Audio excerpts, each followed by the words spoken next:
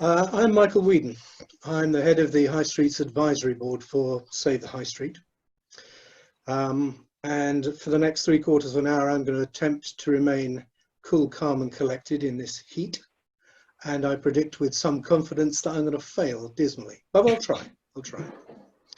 This is the second in a series of 20 webinars as part of the 10-week Save the High Street Waltham Forest business support programme. This is helping to reopen and to help with the recovery and reimagining of the high streets within the borough. Today's webinar is about ways in which collaboration within high streets as high streets can help us achieve those aims. Retail sales, we have new figures today from the BRC, are up year on year. And in fact, on a rolling 12-month period, they're up as well, according to the ONS. But 40% of it now is online. It was 20% before lockdown. And at least a third of footfall has not returned to high streets. So collaboration, I think, for the good of all, is more important than ever. Everybody in the borough has a stake in our high streets. They are important to individuals, shops, landlords, traders, groups, associations, special interest groups, social enterprises, charities, town teams, and nationally, bids and councils. So the ways in which all of these stakeholders work together can have powerful, good long-term impacts if they work well. And there's another key component in this mix, the people who imagine what our high streets can be, who invent, who act, who network, who argue, who communicate, who put in what I've seen described as the hard yards to get things done. With them, collaboration at high street level becomes possible. We call them local champions. They probably don't. They're generally more interested in what they're trying to achieve than what they are called. It's not a job title. In fact, it's not a job. But it's a powerful role and it's central to local collaboration. It is, to my mind, the special ingredient that makes that magic work. So today, Save the High Street has invited some local champions from both within and beyond the borough to discuss ideas for increasing footfall, adapting to COVID-19, and creating a future that's inclusive and sustainable in every way. It's a big ask, but we have to ask it. So I'm now going to ask each of our champions to introduce themselves in turn and tell us a little bit about what it is they do, giving us a taste of their views on collaboration before we look at some questions that have come into us and some of the questions that you might like to pose in the chat box, which is available to you. You'll find a little icon in the middle of the bottom of the screen. We'll then move on to some other questions we have, but your questions are very much part of this conversation. Just a note, we are recording this webinar so that everyone in the borough that isn't able to be with us today or stand the heat can access the expertise on display. So, moving on, can I first of all introduce from within the borough, Shamil. Would you like to introduce yourself?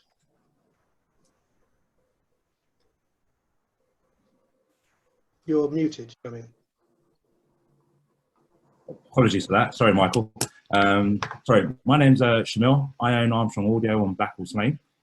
We are a coffee shop that is combined with an audio repair shop. We're essentially a family business that has been in the borough for 40 years. And for those of you who are aware of the area, it is an area that's undergoing significant development, both from commercial aspects and residential developments.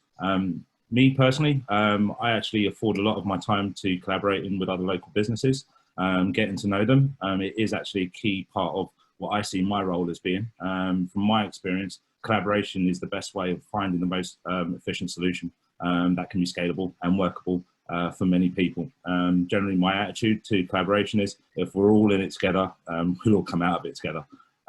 So even during COVID times, we made efforts both locally and even further. A lot of us well, I'm also a member of the East End Trade Guild. So as well as working with local businesses, I do look to the East End Trade Guild as a means of providing support where it's needed. And also with organisations like that, using them to kind of help build roads or build paths with the council so that we can have regular dialogue.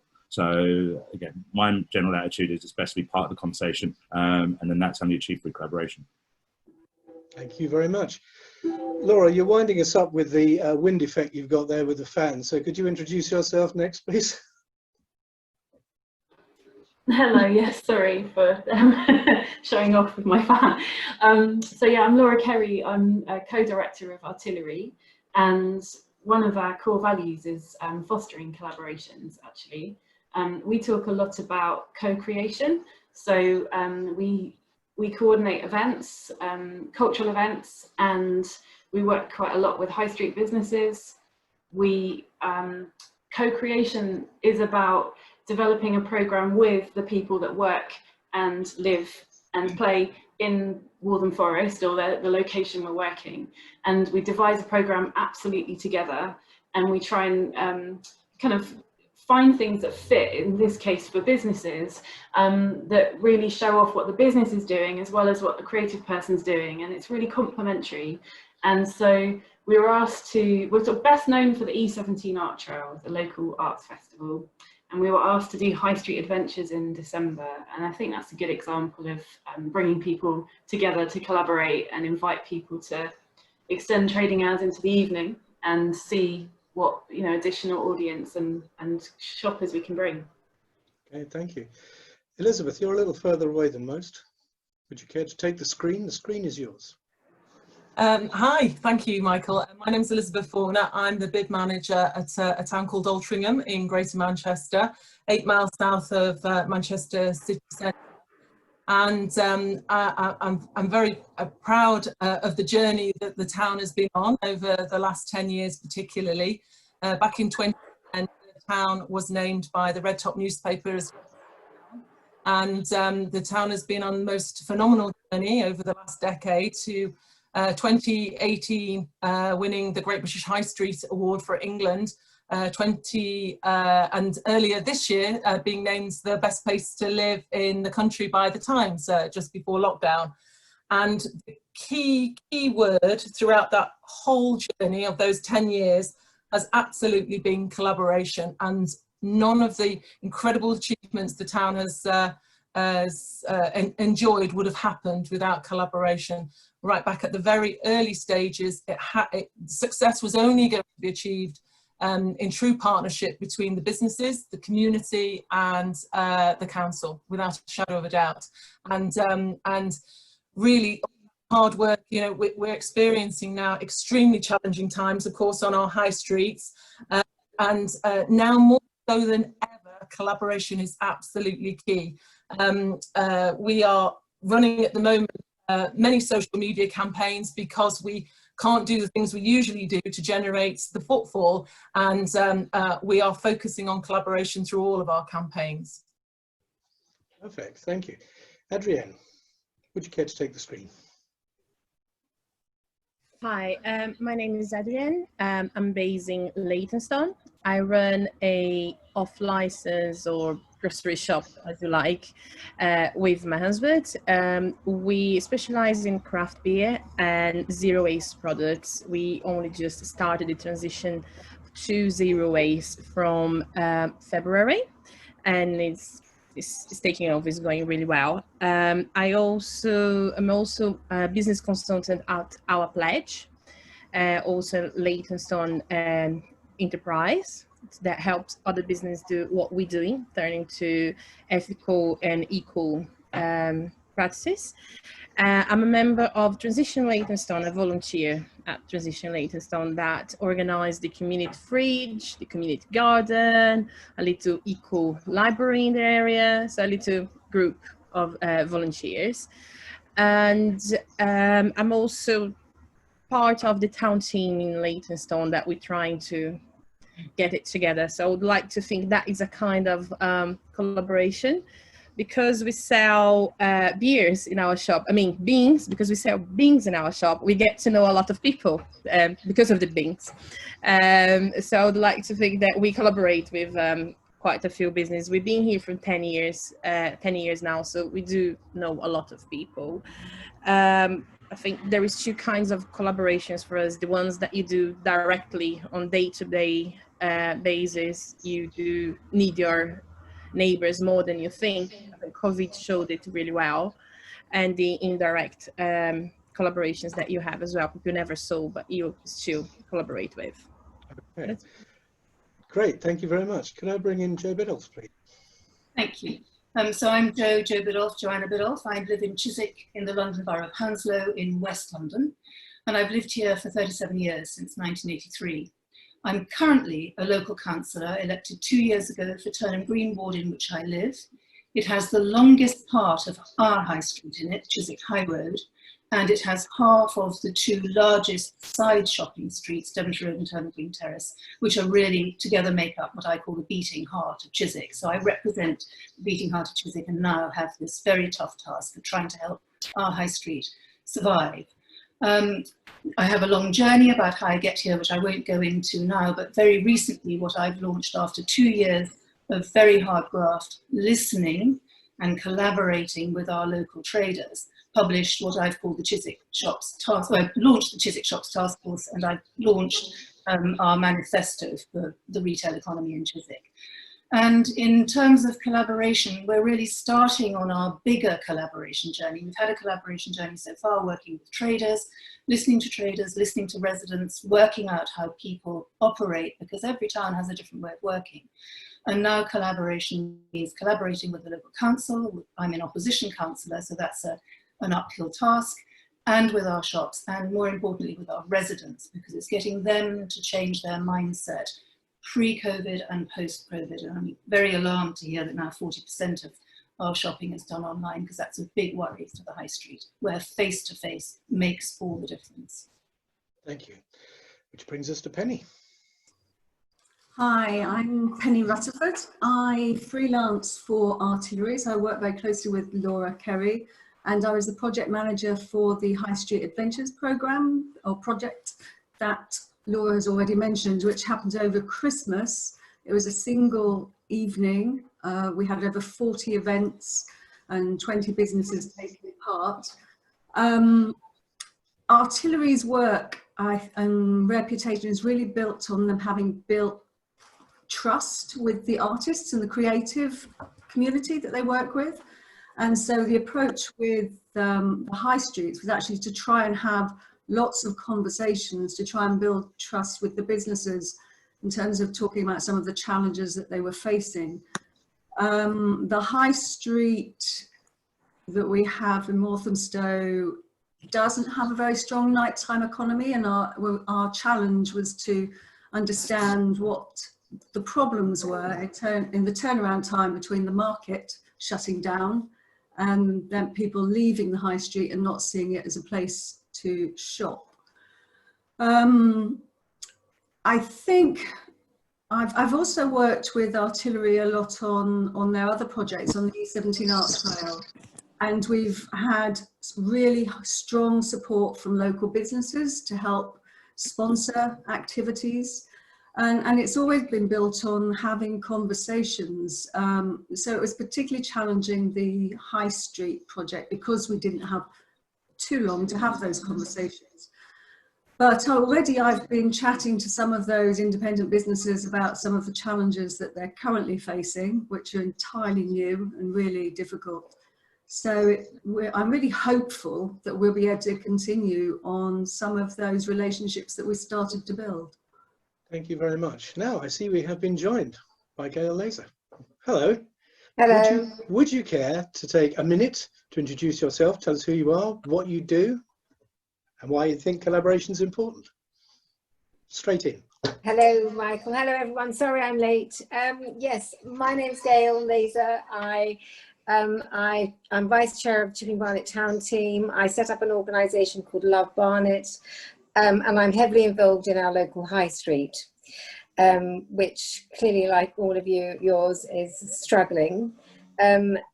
What do I do? Well, I've recently, this week, actually launched a digital high street directory with a few others, because our high street, like everyone's, is struggling. The retailers, they struggle to engage with anybody, in my opinion. They don't really know how to move out there. A lot of the independents, particularly those that have got had shops and businesses for a long time. So we thought, let's create a directory. I've been trying to do it for 12 years actually, but finally got it off the ground. And it's listing every local business on our high street, and it says whether they can shop in the shop, whether you can order online, whether there's a delivery service. And since we launched it on Monday, well, it's now Tuesday, and I've had about 20 people contacting me that I didn't even know had local businesses. So that's kind of what I do. We're building a Facebook page. We're trying to engage with local landlords to see if we can encourage them to do more pop-ups. I actually have run 3 pop-ups, and one of them turned into a very successful small business. I ran a pop-up with a local college, a catering college, which helped them, and it was called I can't remember now, Billy and Betty, and it was a pop-up for kids. So we had kind of tea stations, so we had play areas and all that kind of stuff, so that worked, but it was very short term because it was in a shopping centre. I don't want to take up all of your time, but I've done those. I was in retail for years, and I've got a background. I'm now a retired psychotherapist, but there you go. Thank you very much. Right, we've got just under half an hour, 30 minutes-ish. Although actually I wouldn't mind batting on afterwards, it depends how other people feel. 6 panelists, I've got 6 questions, those 2 don't fit, unless all of the answers are less than a minute long, really brief, succinct, precise. It's a challenge. My first question really is, and it may not be close to you, it may be somewhere else, it may be something you've been involved, for example, if you're in Waltham Forest. What is the best example you have seen of collaboration on a high street, bringing all the stakeholders together? I think I'm going to come to Elizabeth first of all, if that's okay. I think it was the organisation that came together before the Business Improvement District in Altrincham was Altrincham Forward, and then Altrincham Forward took that further. So Altrincham Forward was an organisation which was part public, part private, a sector organisation, which was funded then by the council and by a small collective of businesses. From that organisation in 2015, the town, 520 businesses, and it's a town-wide business improvement district, not just a retail business improvement district. So it takes into account the professional services and the leisure industries as well. The 520 businesses coming together to provide a pot of money of approximately 300,000 to enable the town businesses to choose what that money was spent on that would deliver the best results for the town is an excellent example that as the town has reaped benefit from. Is that succinct enough, Michael? Really nice, yeah, thank you very much. But it's Shamil's turn now. What have you seen that's inspired you?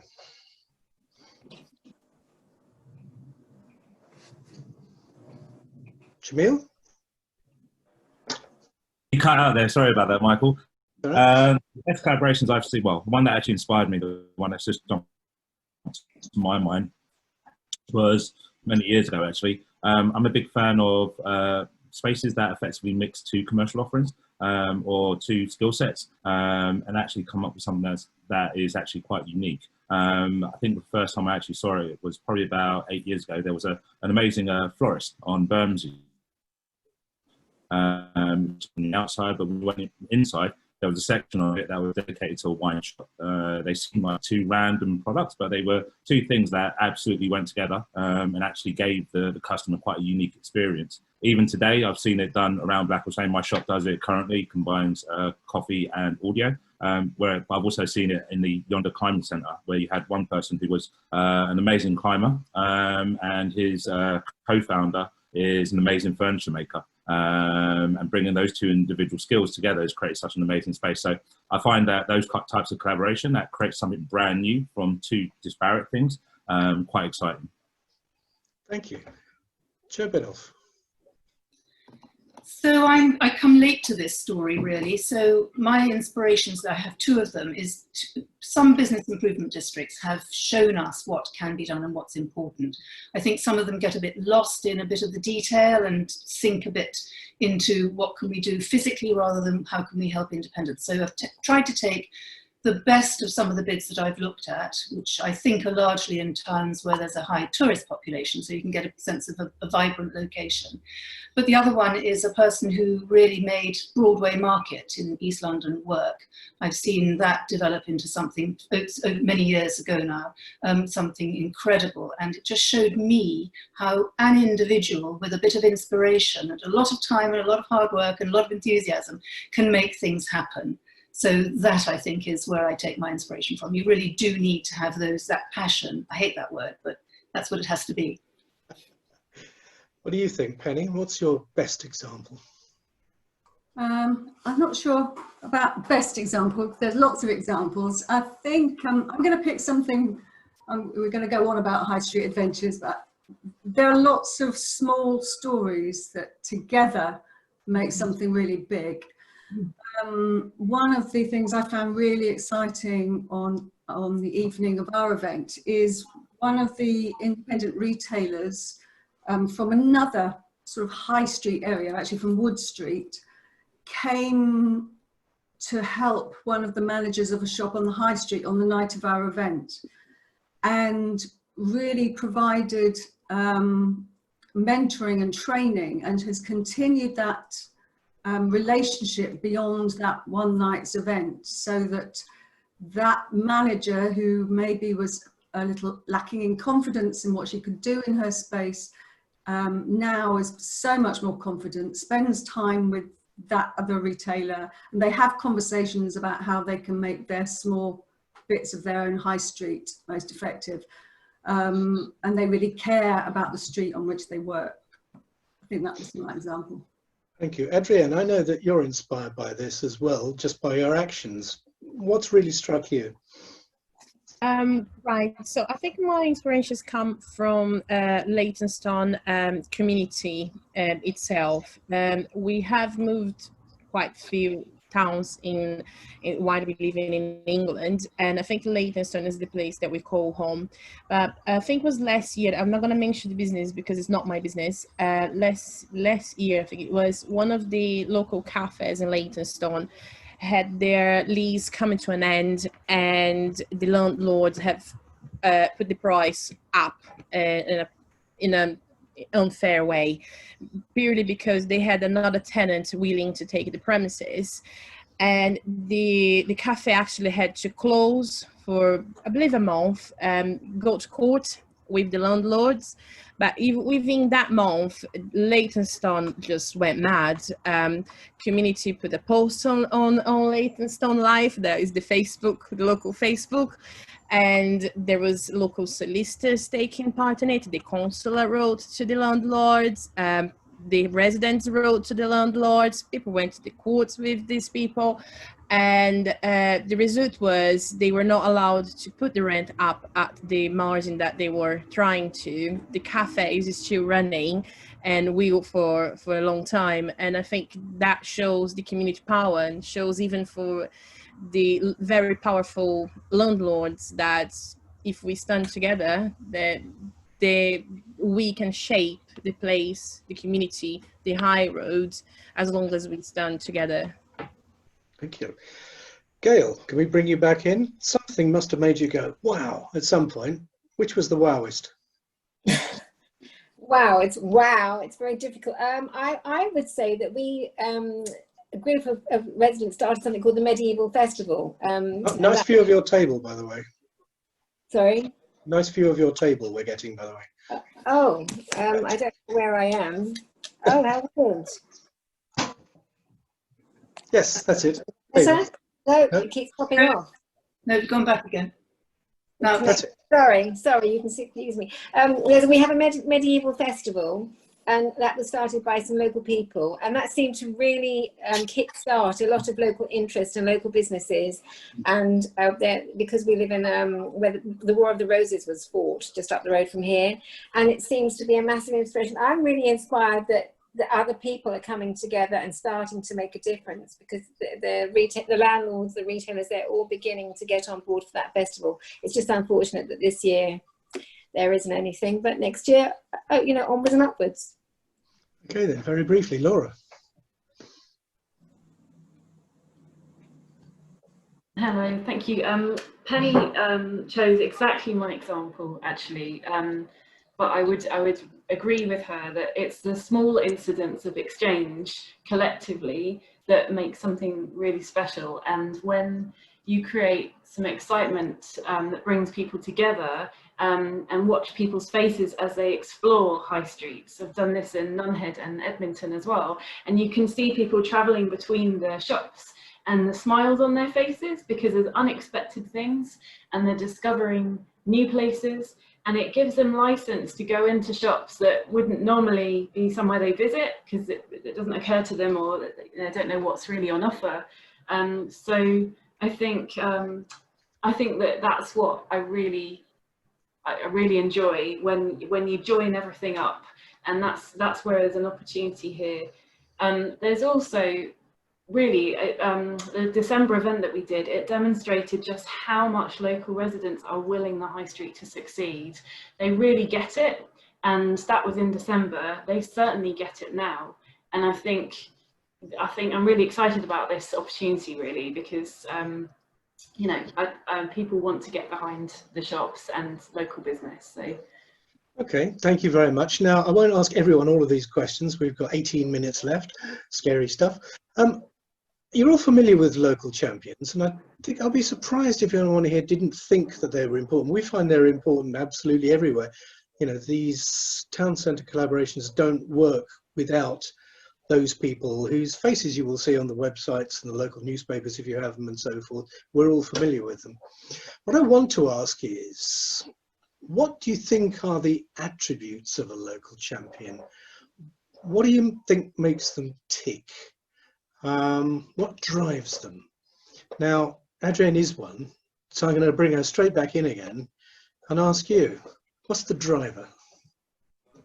Ooh, okay, so is when you see results of what you work for.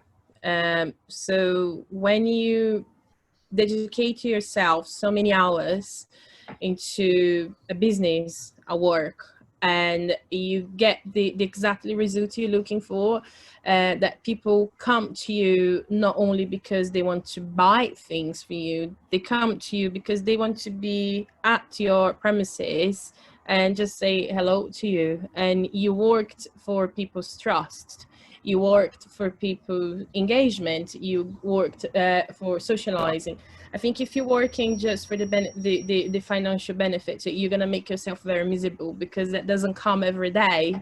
There is good days and there is very bad days, so you have to work for something else. And we are very fortunate. I think we get up now and we know that we're gonna go to our shop and we will receive what we work for. Is that it might not be sales, but will be the friendship and the engagement, and we live here, so we want to make the place where we live a better place. So yeah, that's perfect. Thank you. Elizabeth, do you recognize this mythical beast, the local champion? Most definitely, most definitely. There are many local champions in our town, and just to mention a couple. A lady called Sarah Walmsley, who runs the charity Our Altrincham in our town, and she delights the community daily by the work that she does on the planting and the cleaning. And we've recently questioned our 520 businesses about what's the most important thing that they want the bids to prioritise, particularly at this time when we can't do what we would usually do. And this is without a shadow of a doubt the greening and the cleaning of the town. And so we have so many volunteers that are involved with supporting the bid and the council in making our town amazing. But Sarah Walmsley, and it's hard for me to say why she does it. I think she does it because it gives her an immense amount of joy and pride. You know, when she's knee deep weeding one of our great planters, you know, people will come up to her and start talking to her, and she gets great delight and pride and working and supporting our community in town. Lovely, thank you. Shamil, what's the recipe for a local champion? Good question, actually. I just gave it a little thought. I think, from my point of view, there's a willingness to listen to new ideas. I'm not working at my shop all the time, but I'm always talking, someone's always coming to me with a new idea, and that desire and that willingness to engage in it and see where it can go. Me personally, there's an example at the moment. I know there are several businesses who want to move to the area, but the spacing or the warehouse spacing here is just too large for any one business. So the idea was, why not actually put several people together who are willing to share the space. So it has no direct impact on me. It has no direct impact, but the indirect one is it will bring more people to work in this area. That's the only thing that I can see where I could add value to it. So it is just that willingness to listen and engage in new ideas, and ideas that are actually outside of your comfort zone are always the best ones and most fun to engage in. Okay, I have two questions now about what it takes to make it work, so that a local champion pulls all the strings to bring everything together, which is what I perceive them doing. And the second question is about the stakeholders around them in the rest of the borough and elsewhere, how they can support and also help identify and encourage their local champions. I think I'm going to come to Laura on that first of all. Could you take how do those local champions help bring everything together question? So I think having a common thing to bring people together, a banner under, really helps. So a festival, for example, a Save the High Street campaign perhaps, and something that is quite celebratory helps, because you have so many challenges, to bring the most diverse range of people together. It helps to have something that's celebratory and quite universal, I think, and to devise it together so that it really fits the location. And you have to be a really good listener, and you have to absorb at least half an hour of challenges before you get to what you need to do. and I think that's fair, because then you understand. I'm always really mindful whenever one of our team goes into a public facing shop, for example, you don't turn up in the busy period. You try not to appear unannounced. You never interrupt a customer. You don't, there's a transaction happening, you let that happen first. And so I think you really do need to appreciate what the terms people work within, and then see where the opportunities are and any kind of common things that you can join up. And it is quite exciting process. It's very rare that anyone has budget for those conversations. And it's really worth it if people can find it at the moment. I know it's hard, but that's where you find the thing that really fits for the businesses in that place. Thank you. Joe, you will have seen this. How have you seen local champions pulling these things together, making it happen? We have several too, as other people have said. It's all about belief in who you are representing. You've got to have a really strong, and I hate to say it because it sounds so cheesy, but a real love for what your traders do. People like Adrienne, who day after day get up and do the same thing with the same level of enthusiasm, as if it were for the first time. That's what's extraordinary. They don't appear jaded, sometimes they do of course, but they still carry on through all these tough times. So it's loving what they do and really valuing what they bring to your town. Every town's got a supermarket, but not every town has got the cafes that we've heard from today. We've all got our own identities. You've got to love that. You've got to want to make it work better and support your local traders. Listening to them is where you start. Okay, thank you. I mean, flipping that over, how can that great list of stakeholders I mentioned, some will be present in some places, not all, many do have all of those kind of stakeholders. How can they best support these local champions, which everywhere I see them turn out to be that sort of magic ingredient? Could I come to Gail first? I think the local champion needs to be a good listener and allow them their voice, allow each stakeholder their voice, because they often have different ideas and opinions. So it's working the way through and bringing them together as teams. And actually it seems to work pretty well to allow each group to have a project, a reason, a raison d'etre, what it is that they can bring to the table, their own identity. Don't squash their identity, but bring all the identities together. I think team effort is great, and understanding what they do, understanding their strengths and their weaknesses, and as a champion to try and gently urge them towards something that is their strength. So if they're a great people person, let them be the person that goes into the shops. If they're greater on digital media, let them be the ones that handle that. You know, so it's about working with people. It's the same as in any business. Yeah, I think, with a little bit more, because none of us, we're all in my area, all of our local champions don't have businesses, all our local stakeholders are not in business. We're just local community members that love where we live, and we want to make it work and successful.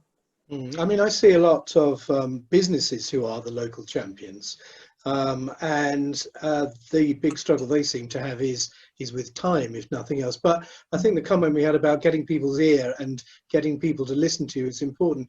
Adrienne, as a natural local champion, what would help you to do these things to really make the most of that role? Okay. I never knew I was a local champion, but thank you. I think people voicing their opinion, we want feedback. We want feedback. We want to hear what our customers, if we're doing wrong, then how can I best serve you? We learn every day in our job. There is, on our chat here, there is a question, and some, I think Penny also mentioned, then not so in the community, but then the local authorities, for example, we need a channel to speak, to communicate with the community and with the authorities. We would love to have long trading hours and trade at night time. Come on, we sell alcohol, but it's not safe. It's not safe. We're not willing to do it. My immediate neighbors, we will all be closed. We're not putting ourselves in this situation. And who can we talk about it? We went from trading until midnight, and now we are closing at 7 o'clock. And not because we don't want to sell. It's becoming more dangerous as the years go by. So that's just one example. I had customers telling me, we put this amazing peanut butter machine in our shop. People grind their own peanuts, and a few of my customers disappeared. Why? They have nuts intolerance, they have allergies. How can I overcome that? But out of them all, only one mentioned it to me. So if we want feedback. We want feedback, good or bad, bring it to us. If it's bad, just make it anonymous, so we just pretend we don't hate who said that. And that's so good. Jamil, would your take on that be the same?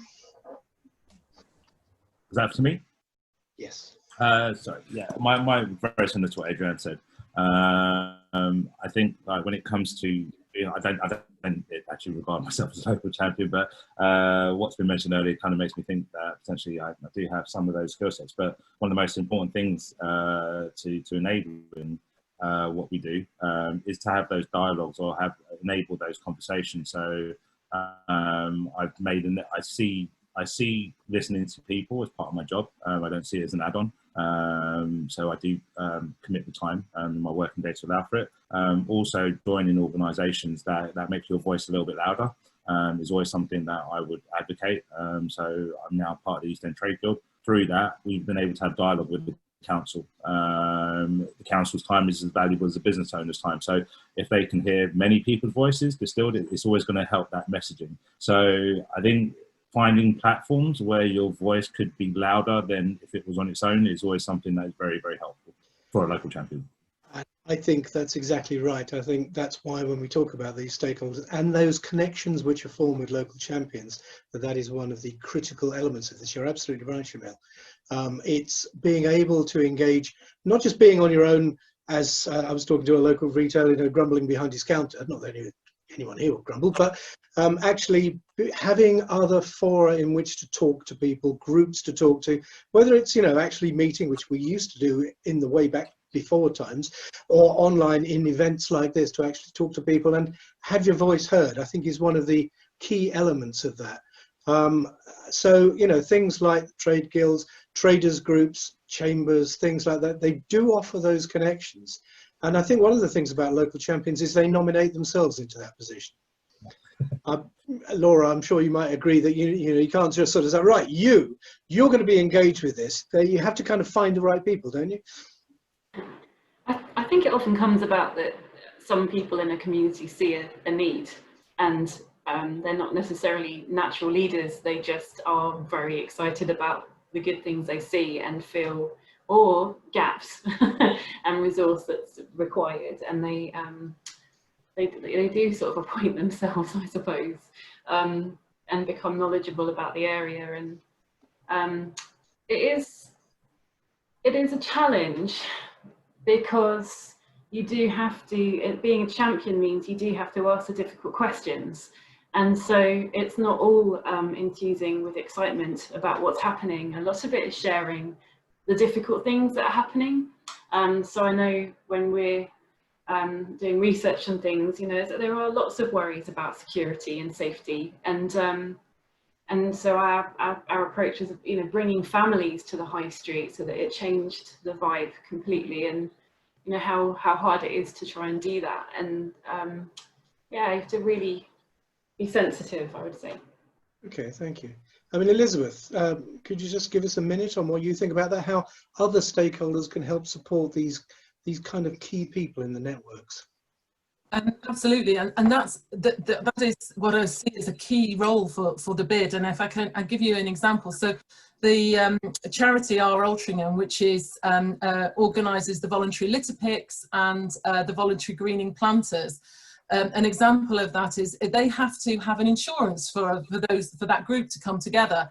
And so they were spending a large amount of time trying to fundraise to generate enough money to pay for their insurance, so that they could voluntarily go and litter pick, which just sounds absolutely dreadful, really, if we're wanting to give up their time. So they asked the bid, would they pay for the voluntary insurance? And it was the easiest yes I got from a bid board of 12 businesses in my time, because it's an absolute, for them, they wanted to support. So, as a bid, we were able to support those champions of the high street in that way. And we can also carry on being their voice where they're needed, that link into the council, which often they can't manage to find. So it is back into that collaboration. That's just an example of how we were able to support our local champions.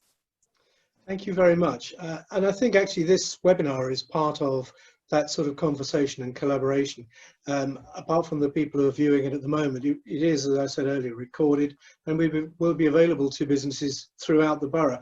And some of the people seeing that, might be inspired themselves to stand up and say, as Adrienne did, this is about pride and community and collaboration, and get involved.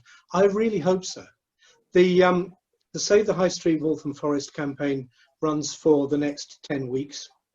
We've got another 19 webinars about a huge range of subjects. The one coming up on Thursday evening at this same time, which I hope you can come to, is actually just a description, a relaunch of the whole thing, so you can see what the thinking is behind what it is we're trying to do to help the high streets reopen, recover, and reimagine themselves for the future. Next week, actually, we've got one about, it's a really pressing issue. We've already had a question about it today, which I won't take now, but I will take at that particular webinar, which is about how you actually provide anything other than a really grotty user, customer experience in a distance, hygiene safe COVID-19 reality. Because we've been talking for years about how customer experience is vital, and it's all gone exactly the wrong way. And we will then go on the Thursday webinar, which we're going to try at a particular time, which will be 11 rather than 5:15. And actually, I will be seeking people's opinions after this on the time that they would like this, because nobody seems to agree when we should be running webinars. But we will be talking about sustainability in all of its aspects. One thing that Adrienne particularly talks about is, finance, for example. The finances behind business needs to be sustainable in the same way as all those other issues about transport and clean air. All of those things we will bring together. So we've got an exciting range of webinars coming up. I would like very much to thank everyone who's come along today and sweltered a bit, whether they've got fans or not, and giving their time today to this webinar. And I'd like very much to offer that same thanks to everyone who has been watching us today. Thank you very much for coming along. Thanks for all your views, and say goodbye. Goodbye.